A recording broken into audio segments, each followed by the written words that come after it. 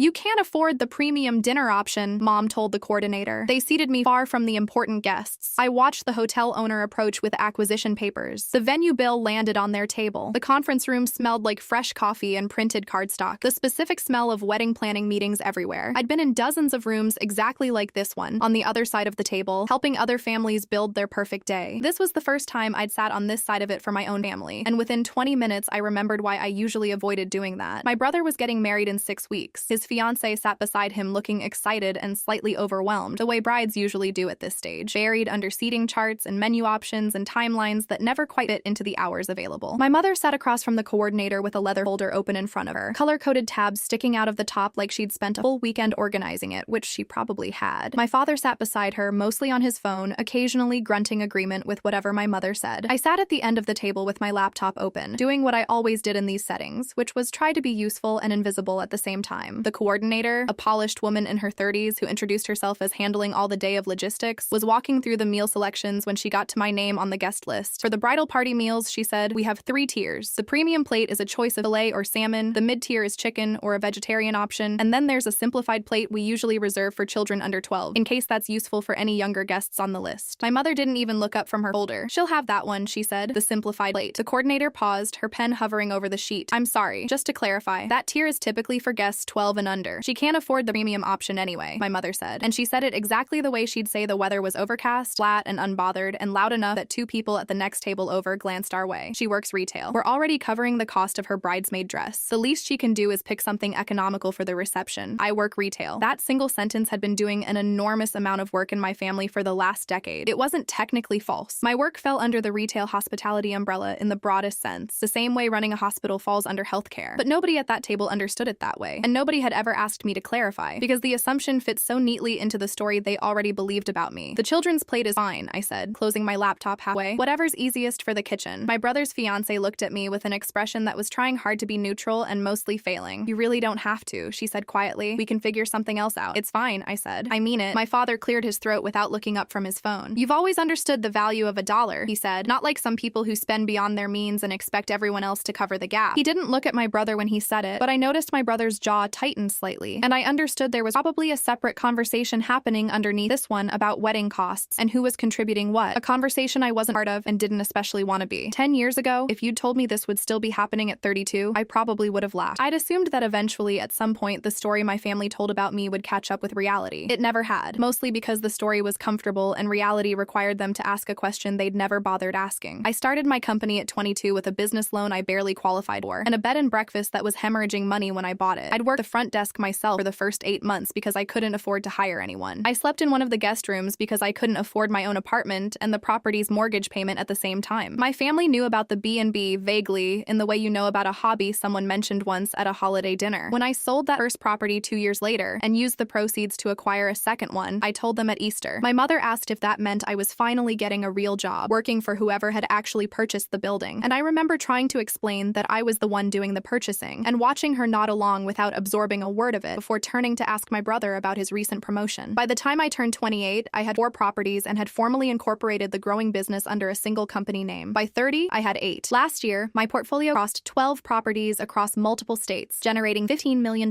in annual revenue, and I personally took home just over $2 million after expenses and reinvestment. I had a CFO, a director of operations, a culinary director who used to run the kitchen at a highly regarded restaurant in the city, and 300 employees across all my properties who depended on me making good decisions. To my family, I worked retail, somewhere, doing something they'd never quite pinned down what. I'd tried to correct the record more times than I could count, and every attempt had followed roughly the same shape. I would mention something about work, some detail that should have prompted a question, and the conversation would slide past it like it hadn't been said at all. At a Thanksgiving dinner 4 years ago, I'd mentioned that I was closing on a property in a coastal town 2 states over, a boutique inn with an existing staff I planned to keep on. My mother had responded by asking my brother whether his promotion at the investment firm came with a corner office, and the table's attention had shifted entirely, the way water finds the lowest point in a room without anyone deciding it should. I sat there holding a piece of information that represented the single largest acquisition of my career up to that point, and nobody asked a single follow-up question. The following Christmas, I brought up a renovation project I was overseeing personally, walking the property twice a week to review contractor work because the previous owner had let the plumbing degrade to the point where entire wings were unusable. My father interrupted to ask if I'd considered getting a real job yet, something with benefits, something stable. I remember the specific phrasing because it stayed with me for a long time afterward. afterward. Something stable. I had a company with 300 employees depending on my decisions for their paychecks, and my father was worried about my benefits package. At Easter 2 years ago, I tried a different approach. I brought printed numbers, actual figures, thinking that maybe the abstraction was the problem, that maybe if I made it concrete enough, it would finally register. I mentioned the company's revenue for the previous fiscal year, a number with 6 zeros in it. My mother, mid-sentence about my brother and my brother's fiance's engagement, glanced at the paper I'd set on the table, said something like, "That's nice, dear," and returned to discussing engagement ring settings. I stopped bringing numbers after that, not because I'd given up on being known exactly, but because I'd started to understand something uncomfortable about the whole dynamic. My family wasn't failing to notice my success because the information was hard to access. They were failing to notice it because noticing would have required revising a story about me that had calcified sometime in my early 20s and had never needed updating since. I was the practical one, the frugal one, the one who worked retail and understood the value of a dollar, in contrast to my brother, who was ambitious and successful and had chosen a career path everyone could point to and immediately understand. Retail wasn't a job description in my family. It was a character trait, and characters don't usually get to surprise you. There was a particular irony in how the story had settled, because if anyone in that family had asked even one clarifying question over the past decade, they would have discovered that I was, by a significant margin, the most financially successful person at that table. My father worked in mid-level logistics management, comfortable but unremarkable. My mother hadn't worked outside the home since I was young. My brother, despite the promotion my mother loved to mention, was 3 years into an investment analyst role with a salary that, while respectable, wasn't within a factor of 10 of what I brought home in a given year. None of that mattered, because none of it had ever come up in a way that punctured the assumption. The assumption did all the work. Reality was irrelevant as long as nobody looked at it directly. I'd made peace with this, or told myself I had, in the particular way you make peace with something by simply deciding to stop expecting anything different. I stopped correcting people at family gatherings. I stopped bringing up work at all, actually, because bringing it up only ever produced one of two outcomes. Either it was ignored entirely, sliding past like Thanksgiving and Christmas and Easter, or it produced a brief, awkward moment where someone would ask a single surface-level question, get an answer that didn't fully register, and then move the conversation along to something more comfortable. Either way, the story never updated. I'd started to think of it less like an ongoing misunderstanding and more like a fixed feature of how my family processed information about me, something closer to a blind spot than an argument. The wedding planning had brought this dynamic into sharper focus than usual, mostly because weddings are occasions built entirely around performing status for an audience. My mother had spent the better part of the last 2 months talking about who would be seated where, who mattered enough to be near the head table, whose presence reflected well on the family, and whose presence needed to be managed carefully, so it didn't reflect poorly. In that framework, I understood exactly where I fit. I was the managed variable, the relative you were fond of but didn't necessarily want representing you to people who mattered. My brother's fiancée seemed to sense some of this without fully understanding its shape. She'd been kind to me throughout the planning process, in the particular careful way people are kind when they suspect something is wrong, but don't have enough information to name it. She'd asked me once, early on, what exactly I did for work, and I'd given her the same answer I gave everyone. Hotel management mostly, which was true, technically, in the same way I work retail was true. I hadn't corrected the impression she inevitably formed from that answer, mostly because correcting it would have meant having a much longer conversation than either of us had time for in that moment, standing in a dress shop while she tried on veils. I'd acquired the property where her wedding was being held 3 months before this planning meeting. Nobody, including her, knew that yet. The coordinator moved on to seating, and my mother produced a second document from her folder, a hand-drawn floor plan with numbered circles representing each table, annotated in her small, precise handwriting. My brother and his fiancée at the head table, obviously, she said, tapping the circle at the front of the diagram. Immediate family at table 2, right in front of them. Then we have my father's colleagues from the firm here at table 3, close enough that they have a clear sightline for the toasts. She moved her finger to a circle near the back of the room, tucked just behind a thick shaded rectangle that I recognized from years of reviewing floor plans exactly like this one professionally, as a structural support column. You can go here, she said, with some of my brother's fiancé's cousins from out of town. They don't know many people, so it'll be good for you to have company, and you won't mind not being up front. You've never been one for the spotlight. The coordinator glanced at the diagram, then up at me, then back down. That table does sit behind the column, she said carefully. Guests seated there typically have a partially obstructed view of the ceremony and the head table during speeches. We usually recommend it for guests who won't mind missing some of the visual elements. That's fine, my mother said before I could respond at all. She's not really the toast-giving type anyway. I hadn't planned on giving a toast, nobody had asked me to, but the framing bothered me anyway. The casual assumption that my role at this wedding was to occupy space quietly and not be looked at too closely, positioned exactly where I wouldn't accidentally draw attention that should have belonged to people the family considered more presentable. My phone buzzed against my leg, and I glanced down under the table. An email from my CFO marked urgent. Acquisition finalized as of this morning. You're officially the new owner. Property management flagged that the wedding party currently booked for 6 weeks out has submitted a request through the sales office asking about a venue fee waiver and complimentary room upgrades for the bridal suite. Sales manager wants direction before responding. How do you want to handle? I typed back without looking up. Standard pricing and standard terms apply to every booking currently on the calendar. No exceptions. exceptions, regardless of who's requesting it. Let sales know I'll confirm that policy personally if it comes up again. I sent the message and looked back up to find my mother watching me with a particular expression she used when she suspected I wasn't giving the meeting my full attention, an expression that had followed me through 2 decades of family gatherings. "Are you even listening to any of this?" she said, sharp enough that the coordinator's pen paused mid-note. "Sorry. Work email," I said, sliding the phone into my bag. "Work email," my father repeated, the way you'd repeat a phrase in a foreign language you found mildly amusing. "What kind of work email comes in on a Tuesday afternoon for a retail job? Sale notifications? Inventory counts?" My brother shifted in his seat, and for a moment I thought he might actually say something, might push back even slightly on the framing, but he didn't. He looked down at the table instead, and I understood, not for the first time, that his silence in these moments wasn't cruelty exactly. It was closer to exhaustion, the particular fatigue of someone who'd learned a long time ago that correcting our parents cost more energy than it was worth, and who'd decided the cost wasn't his to pay on my behalf. The coordinator, sensing the room's temperature, moved briskly to the next item on her checklist. "That brings us to the venue balance," she said. "The total for the complete package you've selected, including catering, florals, and the extended reception hours, comes to $48,000. The remaining balance is due 1 week from today. We'll have the check ready by then," my mother said, closing her folder with a satisfied little pat, as if the number itself confirmed she'd planned everything correctly. Though I did want to ask, while we're discussing the final total, whether there might be room for a family discount of some kind. She works here after all. Surely she has some pull with whoever's in charge of pricing. The coordinator's pen stopped completely this time. "I'm sorry," she said slowly. "She works here? At this property? In the gift shop, I imagine," my mother said, waving a hand vaguely. "Hotels always have gift shops, don't they? Little postcards and sunscreen and that sort of thing. I'm sure she could put in a good word with her manager about a discount for family." "I don't work in the gift shop, Mom," I said, keeping my voice level. "Well, wherever it is you work here, dear, the point stands. Surely you have some kind of connection that could help with the pricing. It seems only fair, given that we're paying full price and you're practically an employee of the building." The coordinator glanced down at her tablet, scrolled briefly, and I watched her expression shift as she found whatever internal note had been circulated to staff about the recent ownership change. "Ma'am," she said carefully, "I should mention that this property was acquired by a new ownership group at the end of last quarter. All pricing decisions going forward are set directly by the new owner and their management team. I'm not in a position to authorize any discounts outside of that structure." "Then we'll simply speak with the new owner directly," my father said, waving a dismissive hand, the way he waved at most obstacles he considered beneath serious engagement. "I'm sure whoever it is would rather retain a paying customer than lose the business over one small courtesy discount." "I'm sure they would appreciate the business," the coordinator said, and her eyes flicked toward me for a fraction of a second too long to be entirely accidental. "But my understanding is that the new owner has been quite firm about maintaining consistent pricing across every booking, without exceptions made for any individual circumstance." My mother didn't catch the look, or if she did, she didn't register what it might mean. She was already moving on, flipping to the next page in her folder, satisfied with how the meeting had progressed. Premium plates for the guests who mattered, the children's menu for me, a prominent, visible table for my father's business associates, and a seat behind a support column, next to strangers, for the daughter who worked somewhere in a gift shop and needed to be managed carefully in front of company. The meeting adjourned a few minutes later, my mother satisfied with the seating chart, the coordinator promising to send a finalized document by email within the week. I drove home that evening, replaying the conversation the way I always did after these encounters, less out of hurt at this point, and more out of a kind of professional curiosity about my own patience, wondering how many more years I could keep absorbing this particular flavor of dismissal before something in me finally cracked and said the thing out loud. I didn't say anything, though. I never did. I'd built an entire company on the principle of staying calm under pressure, of letting other people's poor decisions play out to their natural conclusions rather than intervening prematurely. And somewhere along the way, that professional discipline had bled into how I handled my family too. Let it play out. Don't force the reveal before it's time. It was, I recognized, not necessarily a healthy approach to family relationships, but it was the only one I had. 2 weeks before the wedding, I got a call from the outgoing owner of the property, the man who'd sold me the hotel and stayed on through the 90-day transition period to make sure operations continued smoothly while my team integrated the property into our systems. He was in his 60s, warm in a way that made you trust him almost immediately, the kind of hotelier who remembered guests' names across multiple stays and meant it when he asked how their families were doing. He'd built this property from a struggling roadside inn into a respected boutique hotel over 2 decades, and when it came time to sell, he'd turned down 2 offers from larger corporate chains specifically because he wanted the building to stay in hands that understood hospitality as a craft rather than a spreadsheet. "Just wanted to check in on the transition timeline," he said. "Property management mentioned there's a wedding coming up in a couple weeks, and I wanted to make sure the final paperwork on the sale wouldn't create any confusion for the family booking it. Sometimes with an ownership change mid-contract, guests get nervous, worried their existing terms might shift." "Their terms won't shift," I told him. "Everything stays exactly as contracted." "Good," he said. "And for what it's worth, I've been reviewing the guest services logs from that wedding planning meetings. Sounds like there was some confusion about a family discount request." "There was," I said. "Handled correctly from what I can see," he said, and I could hear something like approval in his voice. "Firm boundaries make for good business. I learned that lesson the hard way with my own extended family, more than once, over the years I I ran this place. People will always ask for more if they think family ties entitle them to it. The ones who respect you are the ones who understand that a contract is a contract regardless of who's on the other side of it. I appreciated him saying that more than I let on in the moment. He had no idea about the specific family dynamic underneath that particular contract. No idea that the family in question was mine, but his instinct about the general principle landed close enough to something I needed to hear that week. I do need your signature on the final transition documents at some point in the next couple weeks, he added. Nothing urgent, just closing out the last of the paperwork on my end so the sale is fully finalized in the county records. I can bring it by whenever is convenient. Sometimes I just show up at the property during a slow moment if that works better than scheduling something formal. Whatever's easiest for you, I said. I trust your timing. I thought about that conversation more than I expected to in the days that followed, mostly because of something he had said almost in passing about firm boundaries and family entitlement. I'd spent most of my adult life keeping my professional world and my family life in separate compartments, partly out of habit and partly I was starting to admit to myself, out of a kind of self-protective instinct. As long as my family didn't understand what I actually did, they couldn't diminish it. They could only diminish the vague, unexamined version of me they'd constructed. The retail worker, the practical one, the sister who understood the value of $1 because she'd never had many of them. That version of me was already small in their eyes. There was nothing left to take from her. But keeping the compartments separate had a cost too. One I'd mostly avoided calculating because the calculation was uncomfortable. Every family dinner where I let a comment slide. Every holiday where I watched the conversation redirect around anything resembling my actual life. Every version of I work retail I'd allowed to stand uncorrected had been a small transaction where I traded a piece of being known for the temporary comfort of avoiding conflict. Over 10 years, those transactions had added up to something significant. I'd built an empire, genuinely built it, brick by brick and property by property, and the people who were supposed to know me best had no idea it existed. I thought about correcting the record before the wedding, more than once. I drafted a text to my mother explaining the situation plainly, laying out the numbers, the properties, the fact that I now owned the very building where my brother was getting married. I deleted it every time before sending, partly because I didn't trust that a text message could carry enough weight to actually shift 20 years of accumulated assumption, and partly, if I'm honest with myself, because some part of me wanted them to find out the way they eventually did, not through my own explanation, offered up and possibly dismissed the way every previous explanation had been dismissed, but through something undeniable, something that couldn't be waved away or redirected toward a conversation about my brother's promotion. I didn't engineer what happened next. I want to be clear about that, at least to myself, because in the aftermath, it would have been easy to construct a narrative where I'd planned the whole thing, orchestrated the reveal for maximum effect. I hadn't. His transition paperwork happened to need my signature during the same window as the final wedding planning meeting, a scheduling coincidence that had nothing to do with any decision I made. But when he called to ask whether the following Tuesday afternoon would work for him to drop by with the documents, and I realized that Tuesday afternoon was also when the final walkthrough meeting with the wedding coordinator was scheduled, I didn't suggest an alternate time. I let the coincidence stand. Maybe that was its own kind of quiet decision, even if I hadn't planned the underlying facts. I'd spent a decade letting things happen to me inside my family's version of reality. This time, I simply didn't intervene to keep two truths separated that were about to occupy the same room. The final walkthrough meeting happened in the same conference room as the initial planning session. 6 weeks of preparation compressed into a single checklist the coordinator worked through methodically. Floral deliveries confirmed. Photography timeline finalized. Guest count locked at 140, with the final headcount adjustment deadline having passed the previous week. My mother had brought her leather folder again, thicker now with printed emails and vendor confirmations, and she moved through the meeting with the particular brisk satisfaction of someone who felt they'd successfully managed a complicated project to its conclusion. I sat in my usual position at the end of the table, laptop open, half my attention on an email chain from my operations director about a staffing issue at one of my properties in another state, half my attention on the meeting happening in front of me. It had become a familiar rhythm over these 6 weeks, this particular kind of double presence, being physically in the room with my family while genuinely running a company that none of them knew existed. We should finalize the seating one more time, my mother said, sliding the diagram across the table toward the coordinator. I want to make sure nothing's shifted since we last confirmed it. The coordinator reviewed the chart. Everything matches what's in our system, she confirmed. Head table, family table, the reserved tables for both sets of parents' colleagues, and then the general reception seating filled in around them. And my table, my mother said, tapping the circle behind the column. Still fine back there, I assume. It's fine, I said, without looking up from my screen. My father, scrolling through something on his own phone, glanced up briefly. Any more work emails today? He asked, and there was an edge of the familiar, amused condescension in it. The tone he used whenever he wanted to remind everyone, gently and repeatedly, exactly where he believed I stood in the family hierarchy of accomplishment. A few, I said. Must be nice, he said, not looking up again. Having whatever job lets you sit on your phone all day answering emails about inventory. I let it go, the way I always did. Though something in me noted, almost clinically, that this particular comment landed differently than it usually did. Maybe it was the accumulated weight of the last 6 weeks, the seating chart and the chicken fingers and the discount request and every small moment layered on top of the ones before it. Maybe it was simply that I was tired in a way that had less to do with sleep and more to do with a specific exhaustion of being persistent consistently, comprehensively misunderstood by the people who were supposed to know you best. My brother's fiancé asked a question about the timeline for the first dance, and the conversation moved into logistics I didn't need to weigh in on, the specific choreography of when the DJ would announce various events throughout the reception. I let my attention drift back to my laptop screen, drafting a response to my operations director about the staffing issue at the other property, when my phone buzzed against the table, a text from the outgoing owner, running a few minutes ahead of schedule if that's alright, should be there shortly. I typed back a quick confirmation, then set the phone face down and returned my attention to the room, where the coordinator had moved on to confirming the final catering headcount with my mother. The vendor discount conversation from the first meeting had not, in fact, gone away entirely, I noticed, as my mother steered the topic back toward the final invoice one more time. I did want to circle back briefly on the total, she said to the coordinator, her tone light but purposeful in the specific way it got right before she was about to push on something she considered still negotiable. We've been such reliable clients throughout this process, prompt with every payment, easy to work with. I would think that counts for something when it comes to the final number. The final balance is set according to the contracted package, the coordinator said, her tone carefully neutral in a way I recognized from my own staff when they were navigating a client who hadn't fully accepted a previous answer. I'm not able to make any adjustments outside of that agreement. Perhaps we could speak with someone with a bit more authority on that front, my father said, setting his phone down for the first time in several minutes, apparently deciding this particular battle merited his direct attention. Someone above your position who might have more flexibility. The coordinator's expression flickered, just slightly, the specific flicker of someone who knew something the room didn't yet know and was trying to decide how much of it was hers to say. I understand the frustration, she said carefully, but I want to be transparent that the person with authority over this contract has been extremely consistent throughout the planning process about maintaining standard terms for every client, without exception. I don't believe that position is likely to change if we escalate the request. You make it sound like you know this owner personally, my mother said, half joking, reaching for her water glass. I've had the opportunity to observe how they operate, the coordinator said, and there was something almost careful in how she chose that phrasing, something that would only make sense in retrospect. The conversation might have continued in that vein, circling the same unresolved tension it had circled since the first meeting, if the door to the conference room hadn't opened at that exact moment. The outgoing owner stepped into the room holding a slim leather folder, dressed the way he always was, in a well-tailored blazer that made him look more like a diplomat than a hotelier, though after 20 years running this property, he'd developed something close to diplomatic instincts anyway. Sorry to interrupt, he said, his voice carrying the same warmth it always did. I just need a quick signature to finalize some paperwork, and I was told this room would be free for a moment. I promise I'll be quick. My mother looked up, momentarily confused by the interruption, but recovering quickly into her default posture of polite oversight. Of course, she said, gesturing vaguely at the room as if she had any authority to grant or deny his entry. We're just finishing up here ourselves. He walked around the table, past my mother, past my father, past the coordinator, past my brother and his fiancé, and set the folder down directly in front of me, exactly where I'd been sitting with my laptop for the entirety of both meetings. Just need you to sign here, he said, opening the folder to the final page. And this closes out the transition completely. As of today, the sale is fully finalized on the county's end as well, not just internally. The room went quiet in the specific way rooms go quiet when something has happened that doesn't fit the story everyone in it had been operating under. My father spoke first, his voice carrying a note of genuine confusion rather than his usual dismissiveness. I think there's some kind of mix-up, he said. That's my daughter you're speaking to. No mix-up at all, he said, his tone as pleasant and unbothered as if he were confirming a dinner reservation. Her company completed the acquisition of this property at the end of last quarter. I've simply been staying on through the transition period to make sure operations continued smoothly, and this signature closes that process out entirely. As of today, she's the sole owner of record. My mother's face had gone pale in a way I'd genuinely never seen before, not during any argument, not during any crisis I could remember from my entire childhood. What is he talking about, she said, her voice having lost its usual certainty entirely. I own this hotel, I said, picking up a pen he offered and signing the final line without any particular flourish, the same way I signed dozens of documents like it every month, and 11 others. I set the pen down and looked up at 11 stunned faces arranged around the table. Though it wasn't really 11, it was 6, but the moment had a quality that made it feel like far more eyes than were actually present. My mother and father and brother and his fiancé and the coordinator, whose carefully neutral expression had finally broken into something that looked suspiciously like relief, the relief of someone who'd been holding a secret they weren't allowed to share and had just watched it become unnecessary to hold any longer. My brother spoke first, his voice barely above a whisper. You